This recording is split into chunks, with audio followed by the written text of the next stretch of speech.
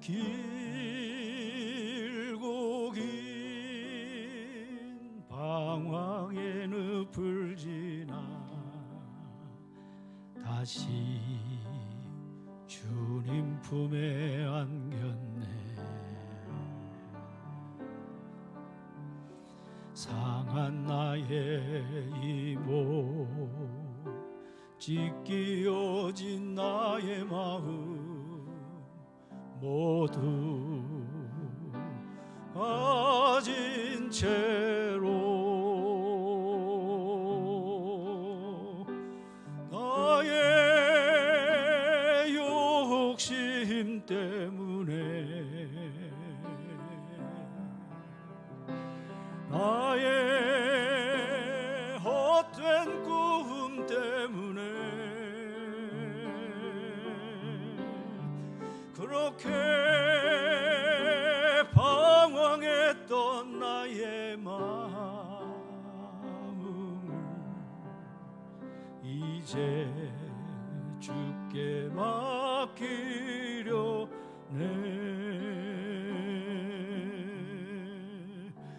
이제 아버지의 집으로 이제 영원한 안식처로 돌아와 눈물을 흘리며 엎드니 오 주여 나를 받으소서.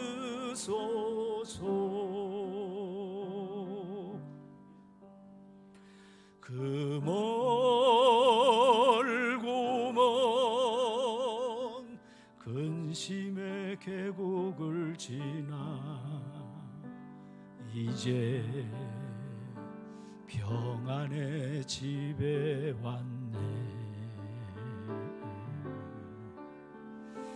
그 아무도 내게 참된 평안 줄 수 없어 얼마나 괴로웠었는지.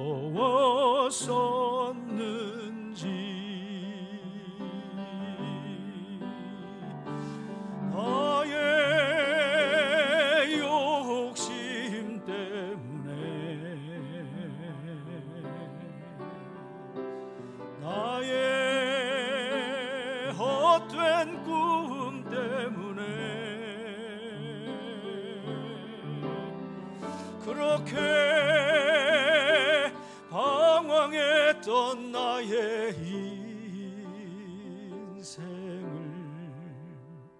이제 주께 맡기려네.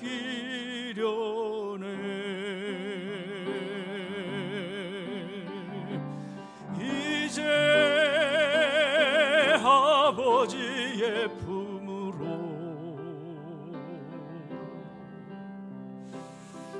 이제 영원한 안식처로 돌아와 눈물을 흘리며 엎드니 오 주여 나를 받으소서.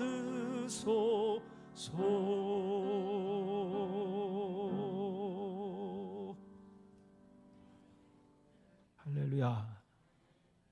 요한복음 12장에 보면 예수님이 사랑하시는 세 사람을 기록해서 소개합니다. 마르다, 마리아, 그리고 나사로. 12장 5절에 보면 예수님께서 본래 마르다와 그 동생 나사로를 사랑하시더니 나사로가 병들었다함을 들으시고 그 계시던 곳에 이틀을 더 유하셨다라고 하는 말씀을 기록해 주고 있습니다. 이틀을 거기서 더 지체하신 후에 사흘째 되는 날 제자들에게 유대로 가자 하셨습니다. 하나님께서 사랑하시던 사람, 주님이 사랑하는 나사로가 병들었다는 소식이었죠. 지금 마르다와 마리아는 그 그 나사로가 병들어 죽어가는 모습을 옆에서 지켜보며 근심으로 염려로 고통스러운 시간을 보내고 있습니다. 병든 나사로 역시 고통으로 신음하기는 마찬가지였죠. 한시가 급한 위급한 상황이죠. 지금 바로 뛰어가도 현찮을 텐데 급박한 상황에서 예수님이 그 모든 사정을 너무나 잘 알고 계실 예수님이 그런데 그 소식을 듣고서도 이틀이나 더 유하시다가 사흘이나 돼서야 다시 유대로 가시겠다 하니까 제자들이 하는 얘기죠. 아니 제자들이 예수님께 말하되 라비여 방금도 유대인들이 돌로 치려했는데 또 그리로 가시려 하나이까 하고 반문하죠. 그러니까 제자들이 생각했을 때에 이틀이나 거기 더 머무셨던 것은 주님이 그를 사랑하시기는 했지만 그 유대에서 저 유대인들이 돌로 예수님을 치려고 죽이려고 했기 때문에 그래서 저들의 성이 분냄이 좀 가라앉을 때까지 기다리셨나 하는 생각이 제자들에게 없지 않아 있었던 거죠. 그러니까 사흘째 되는 날 예수님이 거기로 가자 하니까 아직도 유대인들이 돌로 선생님을 치려고 했는데 그 위험한 곳에 왜 가시려 하십니까? 하고 지금 제자들이 반문한 거죠. 근데 예수님께서 대답하시되 낮이 12시간이 아니냐. 사람이 같이 할까요? 사람이 낮에 다니면 그 12시가 아니냐. 사람이 낮에 다니면 세상의 빛을 보므로 실족하지 아니하고 밤에 다니면 빛이 그 사람 안에 없는 고로 실족하느니라고 대답해 주시고 있는 말씀을 보게 됩니다. 다시 설명드리겠지만 예수님이 거기 이틀이나 더 머무셨던 것은 유대인들이 던지는 돌이 무서워서 혹은 그들의 성냄이 그 분노가 좀 잠잠해지기를 기다리셨던 것이 아니라 오히려 어두움에 갈 바를 모르는 저들을 빛으로 인도해 주셔서 내가 부활이고 내가 생명이고 나로 말미암지 않고는 아버지께로 올 자가 없다고 하는 것을 저들에게 분명히 보여 알려주시려고 그래서 나사로가 죽어서 이미 무덤에 장사돼서 몸에서 썩은 내가 나는 그 시간까지 기다리셨다라고 하는 말씀을 우리가 그 뒤에서 살펴보게 되어지는 거지요. 사랑하는 성도 여러분, 주님은 우리의 유일한 구세주이시고 생명이시고 부활의 생명의 주님이 되심이 아멘이 되시기를 주의 이름으로 축복합니다. 예수님이 제자들에게 하신 말씀 그 9절과 10절에서 하신 말씀입니다. 사람이 낮에 다니면 이 세상의 빛을 보므로 실족하지 아니하고 밤에 다니면 빛이 그 사람에 없는 고로 실족하느니라고 하시는 말씀입니다. 여러분 세상이 던지는 돌이 실족하게 하는 것이 아니고 빛으로 인도함을 받느냐 빛으로 인도함을 받지 못하고 어두움 가운데 행하느냐 바로 그 빛의 인도함이냐 아니면 어두움 가운데 행하느냐 바로 그것이 실족하게 되는 결정적인 이유와 원인이 되어진다라고 하는 말씀이죠. 목회하면서 보면 교인들이 교회 안에서 그리고 가정에서 지내는 여러 가지의 소식을 참 다양한 각도로 듣게 되어지죠. 참 사랑하면서 산다, 참 서로 귀히 여기면서 사는 모습을 보는 것보다 더 좋은 소식이 없고 더 기쁜 소식이 없습니다만 근데 꼭 그렇지만은 않은 참 가슴 아프고 힘들고 어려운 소식도 적지 않게 듣게 되어지죠. 심지어는 실족하는 소식도 종종 듣는 현실을 생각해 보게 됩니다. 왜 실족할까?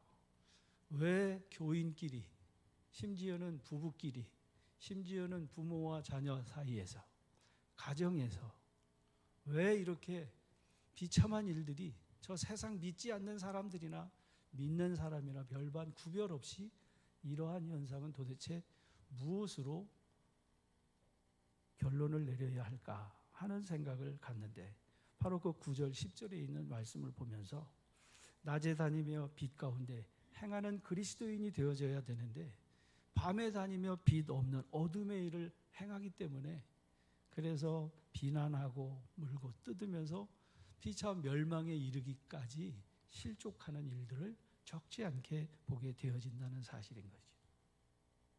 창세기 1장 말씀에 보면 하나님께서 천지를 창조하시는 기사를 기록해서 전해주는데, 하나님이 빛과 어둠을 나누사 하나님이 빛을 낮이라 부르시고 어둠을 밤이라고 부르시는 말씀을 기록해서 전해주고 있습니다.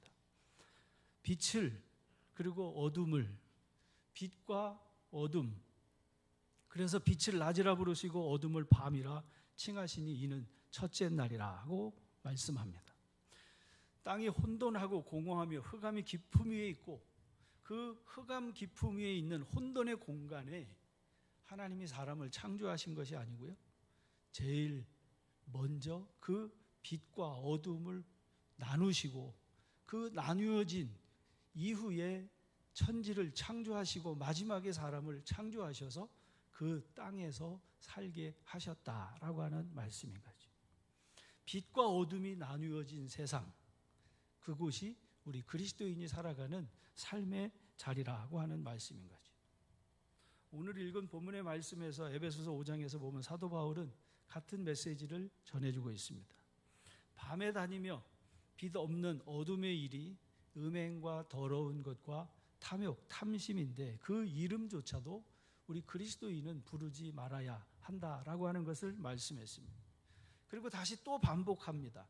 음행하는 자나 더러운 자나 탐하는 자, 곧 우상 숭배자는 다 그리스도와 하나님 나라에서 기업을 얻지 못할 뿐 아니라 이로 말미암아 하나님의 진노가 불순종하는 아들들에게 임하나니 그러므로 그들과 함께하는 자가 되지 말라라고 경고해 주시고 있는 말씀을 보게 됩니다.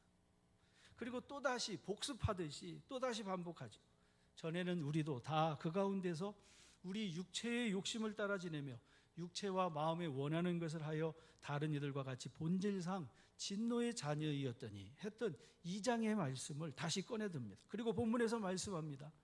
너희가 전에는 어둠이더니 이제는 주 안에서 빛이라, 빛의 자녀들처럼 행하라고 말씀해 주고 있습니다. 밤에 다니며 어둠의 일을 행함으로 하나님의 진노 아래 있었는데 이제는 그 은혜로 말미암아 어둠에서 빛으로 옮겨진 빛의 자녀가 되었다라고 하는 것을 선언하지. 이제는 같이 합시다. 이제는 주 안에서 빛이라. 너는 네가 누구냐? 이제는 더 이상 어둠에 속한 자가 아니고 너는 빛의 자녀다라고 하는 거죠. 옆에 계시면 서로 한번 축복하실까요? 당신은 주님 안에서 빛의 자녀입니다.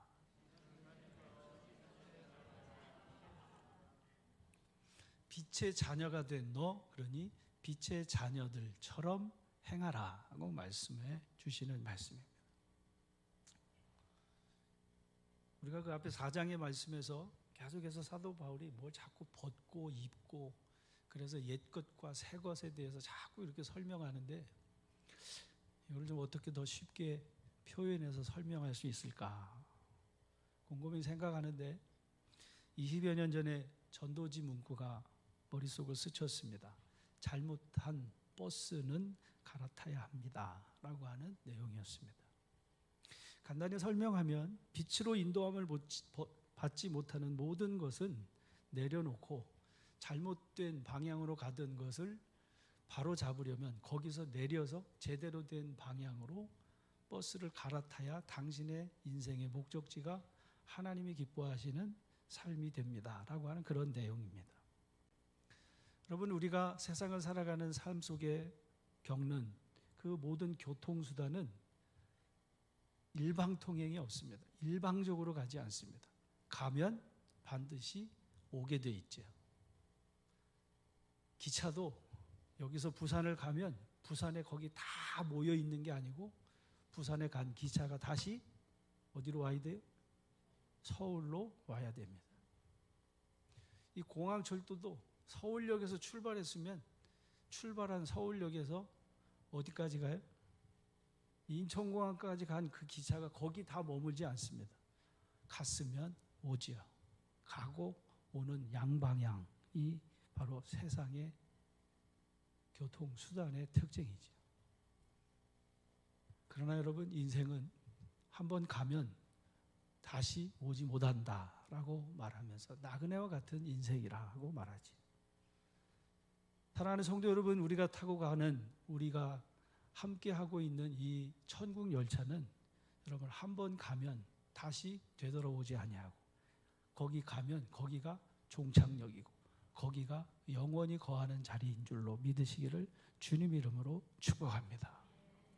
지옥을 가는 기차 역시 마찬가지입니다. 저기 지옥으로 향하는 버스라고 가정을 해서 생각을 해봤습니다. 지옥을 향하는 버스의 운전대를 마귀가 잡고 운행하는데 한 무리의 사람들이 그 마귀가 운전하는 버스에 갇혀서 거기 실려가고 있습니다.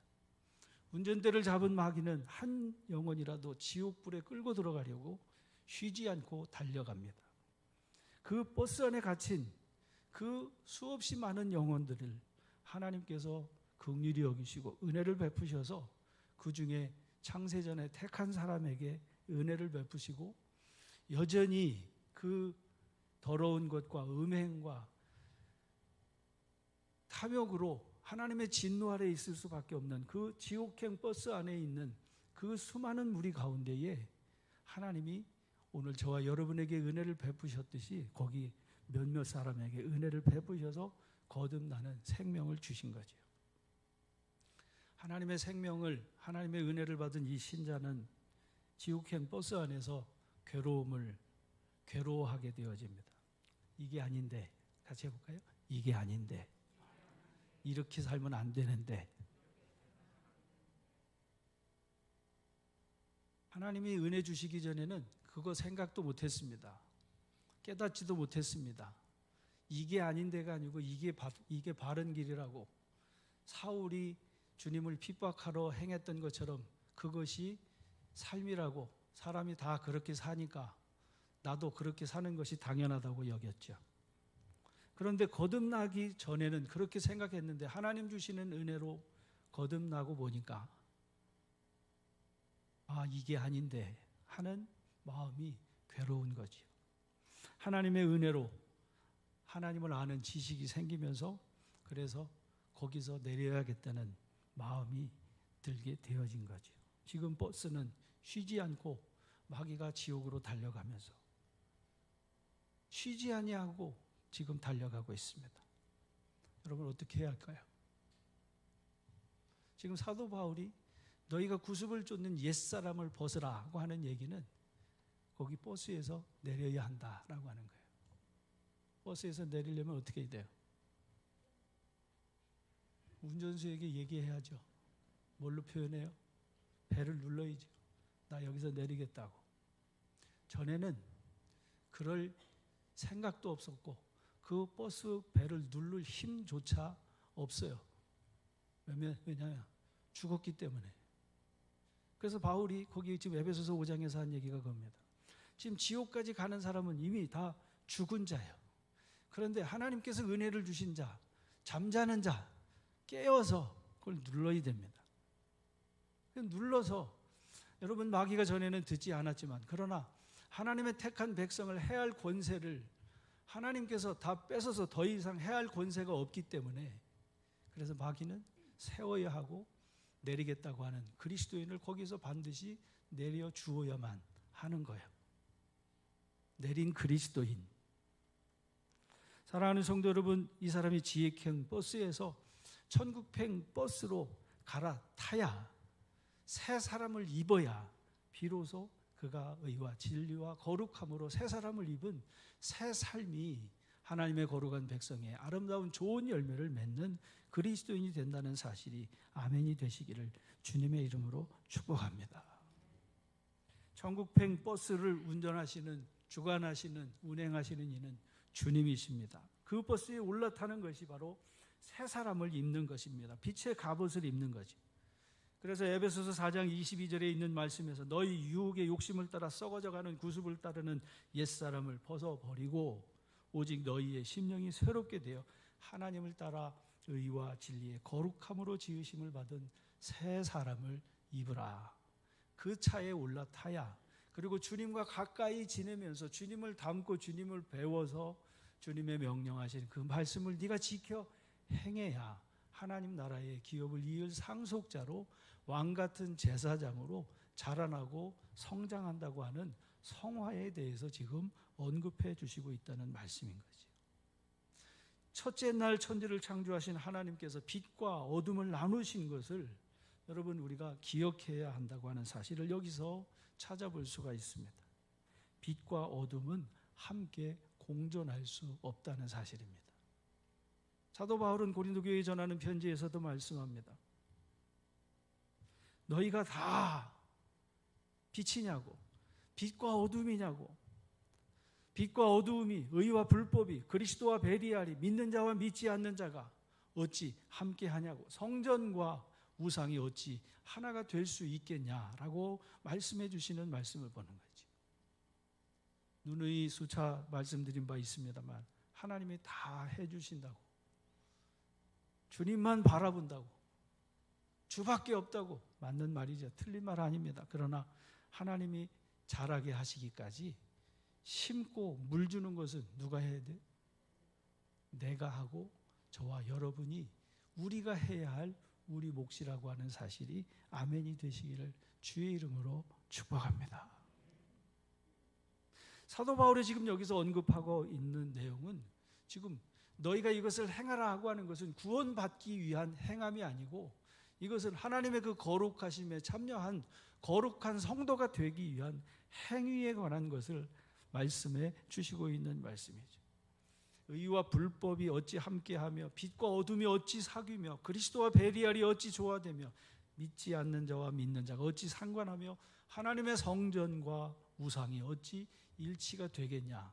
그러니 너희가 그에게서, 그들에게서, 그 지옥탄 그 죽은 자들에게서 잠자는 자여 깨어서 돌아서라. 그들과 함께하지 말아라. 이것을 말씀해 주시는 말씀입니다.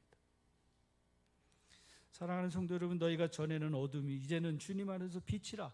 빛의 자녀들처럼 행하라 하고 말씀합니다. 빛의 열매는 같이 합시다. 빛의 열매는 모든 착함과 의로움과 진실함에 있느니라. 천국행 버스를 탄 사람과 지옥행 버스를 탄 사람의 열매는 확연하게 구별되고 틀립니다. 지옥행 버스를 탄 자, 즉 어둠의 열매를 맺는 자, 음행과 더러운 것과 탐욕과 우상 숭배와 같은 것이라고 한다면, 천국행 버스를 탄 사람의 빛의 열매는 모든 착함과 의로움과 진실함에 있다라고 하는 것을 지금 대조해서 말씀해 주시고 있는 말씀인 거죠. 지옥행 버스에서 천국행 버스로 올랐던 그리스도인이 여러분 어떻게 다시 지옥행 버스로 갈아탈 수 있겠냐? 다시 구원이 없다라고 하는 것을 히브리서 6장에 있는 말씀에서 가르쳐 주시는 말씀을 봅니다.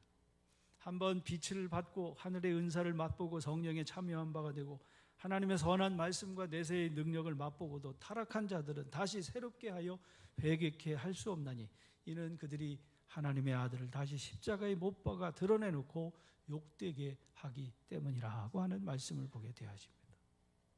사랑하는 성도 여러분, 다시 옛 시절로 돌아가서는 안 된다라고 하는 거죠. 그때가 족하니 이제는 주님을 따라 빛의 열매는 그리스도인이 되라고 오늘 본문에 있는 말씀에서 말씀해 주시는 말씀이죠. 사도 요한이 요한일서 2장에 있는 말씀에서 이렇게 말씀합니다. 형제를 사랑하는 자는 빛 가운데 거하여 자기 속에 거리낌이 없으나 그 형제를 미워하는 자는, 같이 할까요? 그 형제를 미워하는 자는 어둠에 있고 또 어둠에 행하며 갈 곳을 알지 못하나니 이는 그 어둠이 그의 눈을 멀게 하였음이라. 길게 설명했지만 여러분, 어둠에 있는 자는 형제를 미워하고 다투면서 물고 뜯는다는 사실인 거예요. 그러니 그들에게서 돌아서라는 거예요. 그들과 함께 하지 말라는 거예요. 형제를 사랑하는 자, 빛 가운데 거하여 거리낌이 없으니 서로 사랑하는 사람하고 지내라는 거지. 기억하시기 바랍니다. 갈라디아서 5장 17절에서 말씀합니다. 육체의 소욕은 성령을 거스르고 성령은 육체를 거스르나니 이 둘이 서로 대적함으로 너희가 원하는 것을 하지 못하게 하려 함이라고 말씀합니다. 육체와 성령은 공존할 수 없습니다. 육체가 요구하는 것이 성령께서 요구하는 것하고 늘 부딪히기 때문에, 그래서 여러분 아브라함의 아들 이삭과 이스마엘이 있을 때 이스마엘이 쫓아야 비로소 이삭이 그 아들로 열국의 아비로 그 자손을 하나님께서 복되게 하셨다는 사실의 말씀이 바로 그 말씀인 겁니다. 육체의 일은 분명하니 곧 음행과 더러운 것과 호색과 우상숭배와 주술과 원수 맺는 것과 분쟁과 시기와 당짓는 것과 분열함과 이단과 투기와 술취함과 방탕함과 또 그와 같은 것들이라. 전에 너희에게 경계한 것 같이 경계하노니 이런 일을 하는 자들은 하나님의 나라를 유업으로 받지 못할 것이요 라고 단정 짓고 있습니다. 같이 합시다. 이런 일을 하는 자들은 하나님의 나라를 유업으로 받지 못할 것이요. 그러니 하나님의 나라를 유업으로 받지 못하는 자와 함께 하지 말라는 거지. 동료가 되지도 말고 함께 멍에를 매지도 말고 같이 길을 가지도 말라는 거예요. 오직 성령의 열매는 사랑과 희락과 화평과 오래 참음과 자비와 양성과 충성과 온유와 절제니 이와 같은 것을 금지할 법이 없느니라. 그리스도 예수의 사람들은 육체와 함께 그 정욕과 탐심을 십자가에 못 박았느니라 하고 말씀했습니다. 사랑하는 성도 여러분, 그러므로 이제는 내가 사는 것 아니요 내 안에 다시 사신 그리스도로 살아가는 것이 오늘 우리 믿는 신앙인들이요 그리스도인인 줄로 믿으시기를 주의 이름으로 축복합니다. 그래서 데살로니가에 보내는 편지에서도 사도 바울이 신자들이 언제 안전하게 믿음으로 자라 성장하는가라고 하는 것을 거기 5장에서 설명하면서 이렇게 말씀합니다. 너희는 다 빛의 아들이요 낮의 아들이라. 너희는 다, 같이 합시다. 너희는 다 빛의 아들이요 낮의 아들이라. 이 데살로니가 교회에서도 말세에 기롱하는 자들이 나타나서 언제 주님이 강림하게 시지냐고, 주님이 언제 다시 오시겠냐고, 이까지 믿음 있어봐야 뭐 하겠냐고 하는 저들에게 지금 다시금 상기시켜 주시면서 하시는 말씀이 그겁니다. 너희는 다 빛의 아들이요 낮의 아들이라. 우리가 밤이나 어둠에 속하지 아니하나니 그러므로 우리는 다른 이들과 같이 자지 말고 오직 깨어 정신을 차릴지어다 라고 말씀해 주시는 말씀을 보게 되어집니다. 여러분, 지옥행 버스 속에는 세 종류의 사람이 있습니다. 지옥까지 끝까지 가는 사람, 바로 이 사람이요 죽은 자예요. 죽은 자. 두 번째는 그 지옥행 버스에 몸담고 있으면서 이게 아닌데 발만 동동동동 굴리면서 그러면서 일주일에 한 번씩 교회 와서 이게 아닌데, 그리고 돌아가면서 또 일주일 동안 이게 아닌데 이 발만 동동동동 구르면서 사는 사람이 있어요. 천국행 버스를 탄 사람은 거기서 결단해서 돌이켜서 거기서 배를 누르고 내려서 선장이 되시고 주관자가 되시고 임금이 되시고 만왕의 왕이 되시고 주가 되시는 주님의 인도하심을 따라서 주의 명령과 규례를 지켜 순종하는 사람, 가라면 가고 오라면 오고 예하면서 주의 말씀대로 심고 물 주어서 30배, 60배, 100배로 결실 맺게 하는 사람, 여러분 이 셋 중에 하나예요. 지금 우리의 삶의 자리는 지금 어디에 있는지, 여러분의 삶의 자리는 지금 그 버스 탄 거기서 빨리 내려야 되는데 왜 거기에 머뭇머뭇거리냔 말이죠. 거기서 내려서 천국행 버스, 주님이 운행하시는, 주님이 우리를 지도하시고 인도해 주시는 거기에 합류하는 성도들이 되시기를 주의 이름으로 축원합니다.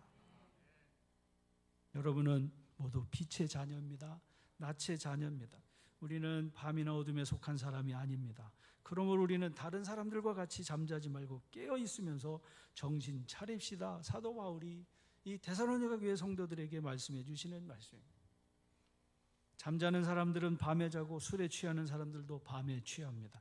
그러나 우리는 낮에 속한 사람이므로 정신 차리고 믿음과 사랑을 가슴하기로 하고 구원의 소망으로 투구를 삼아서 우리에게 주신 이 삶의 자리에서 밤에 어둠만 보는 사람과 같이 그저 어두움에 대해서 어둠으로만 행하는 것이 아니라 밤이 깊으면 깊을수록 저 밤하늘에 별이 총롱하게 빛나는 것처럼 그 밤에 뜬 달의 빛을 바라보는 것처럼 그 가운데에서 빛 가운데 행하는 우리 교회와 성도들이 되어지시기를 주님의 이름으로 축원합니다.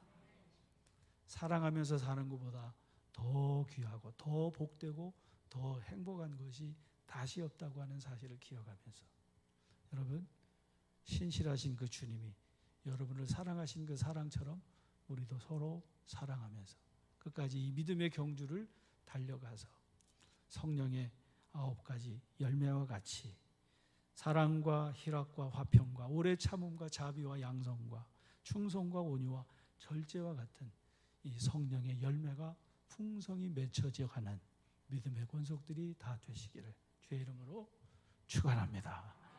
주보에 있는 찬양으로 우리 찬양합시다. 주님은 신실하고 항상 거기 계십니다.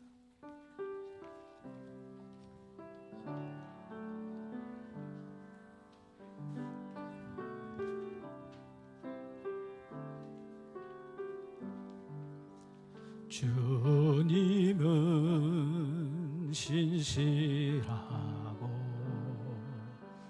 항상 거기 계시네. 주 사랑을 뭐라 할까. 주님은 신실하고 항상 거기 계시네. 주 사랑을 뭐라 할까.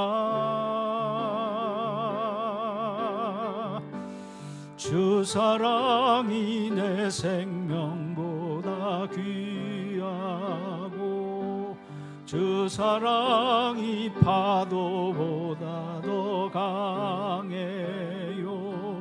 세월이 가고 꽃이 시들어도 주 사랑 영원해. 주님 사랑 신실해요. 주 사랑이 내 생명보다 귀하고 주 사랑이 파도보다 더 강해요. 세월이 가고 꽃이 시들어도 주 사랑 영원해. 주님 사랑 신실해요. 주님은 완전하고 주님은 완전하고 항상 거기 계시네.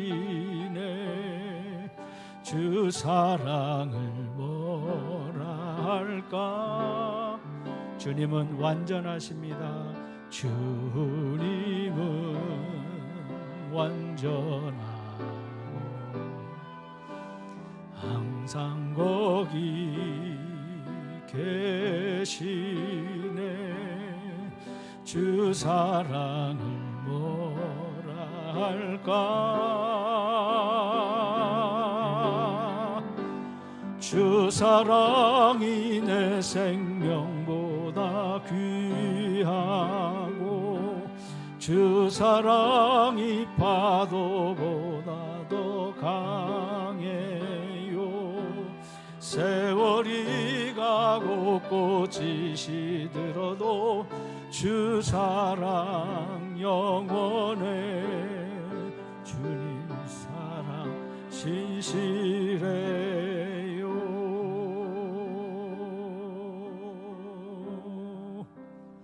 그 길고 긴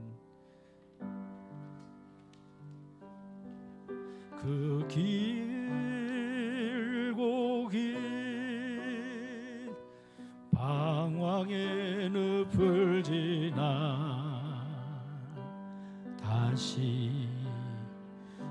주님 품에 안겼네. 상한 나의 이모, 찢기어진 나의 마음 모두 가진 채로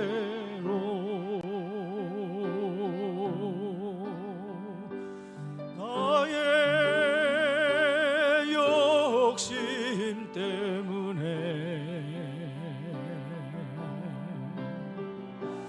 나의 헛된 꿈 때문에 그렇게 방황했던 나의 인생을 이제 주께 맡기려네. 이제 아버지 집으로, 이제 아버지의 집으로, 이제 영원한 안식처로 돌아와 눈물을 흘리며 뛰니, 오 주여 나를 받으소서. 그 멀고 먼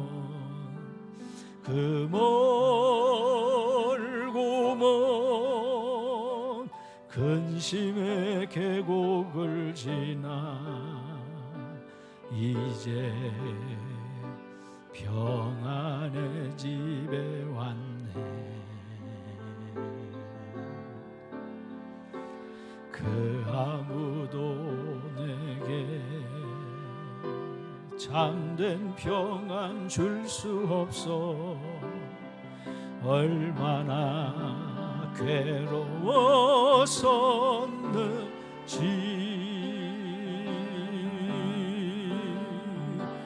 나의 욕심 때문에, 나의 헛된 꿈 때문에 그렇게 방황했던 나의 인생을 이제 주께 맡기려네. 이제 아버지 집으로, 이제 아버지의 집으로,